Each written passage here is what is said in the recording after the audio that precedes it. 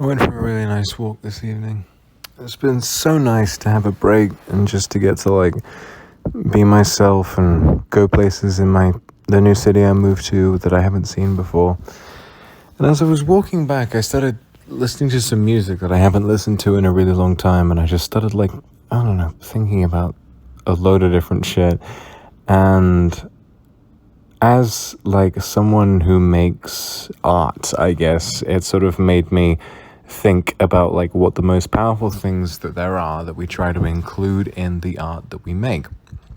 And for me, I understand that the most powerful emotion most human beings feel, myself included probably, is love. But I feel as though there's a place that nostalgia as an emotion has in all entertainment. And I think that for a long time, the way that we've known, I'm lying in bed and I'm trying to get super cuddly so I can think straight. The way that we view nostalgia, at least in my mind, is that, at least recently, it's become this thing within a lot of entertainment where we'll sort of point fingers at things that statistically a lot of human beings have seen. It's like Marvel movies. Oh, here's Glub Shitto from whatever the fuck who did the thingy from Marvel a million years ago, and you'll be like, wow, I know him, and then nostalgia gets triggered, you have a positive response, and then that's just how it works. Whereas, for me at least, I think that nostalgia has the power to be a lot more it's difficult to say, because the music that I listened to was inherently nostalgic, and it was incredibly meaningful to me, even though it became meaningful to me some, 6-7 years ago. And I think as an artist, for me, when I listen to that music, I think, wow, what kind of thing could I create that uses this type of music to create something really powerful? And the hardest part of that, at least for me, is the fact that I'm aware that while something might be extremely powerful to me based on that music, that experience, how do other people feel? And it's strange to live in a sort of an artistic landscape where music, artwork, visuals, sounds, whatever, are so relative to the person listening to them. And so I started thinking, the work that I was listening to, the music I was listening to that felt so nostalgic to me, is it that way because it tried to become something nostalgic, or because it was so pure in itself that it became nostalgic organically, right? And it's one of those things that makes me think, should we as artists try to create work that profits from a person's nostalgia and tries to feel nostalgic to everybody? Like the song Resonance by Home, I think. It's one of those songs that is so widely accepted to be nostalgic by everyone that listens to it, even though we all have, as human beings, have such a widely different spectrum of experiences, right? How does one thing manage to be nostalgic to so many different people? I don't know, but that song manages it. And so I wonder, should we try to create works that imitate that try to feel nostalgic to everyone who listens to it? Or should we try to create stuff that is so unique, powerful, expressive, and individualistic that it will inevitably become nostalgic to people who experience it for the first time?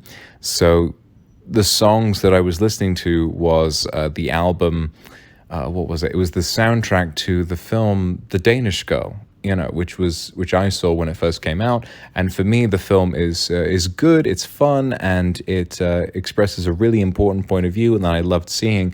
But the soundtrack really communicated with me. And then a year after the film came out, I listened to that soundtrack, and I thought about that film while I was in Iceland and I was visiting the country. And through that experience, that formed a sort of crystal of my past. It combined the experience of being in that country, seeing those sights, and listening to that music all at once. So if I went to that country, I would think of that music. And when I listen to that music, I think of that country.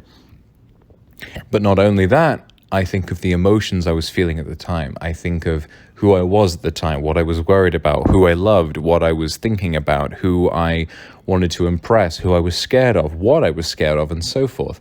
So it sort of calls back to the experience. You know, that film and that soundtrack, were they trying to appeal to nostalgia? Were they trying to create an experience that was entirely unique and wanted to summon up those feelings? Or were they just being themselves?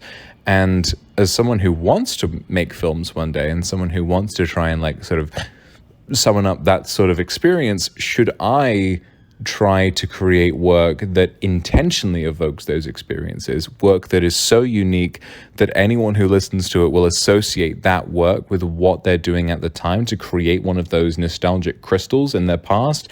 Or should we just be ourselves and create work that just might do that because it's so genuine and so true to ourselves that, I mean, it's likely to do that anyway?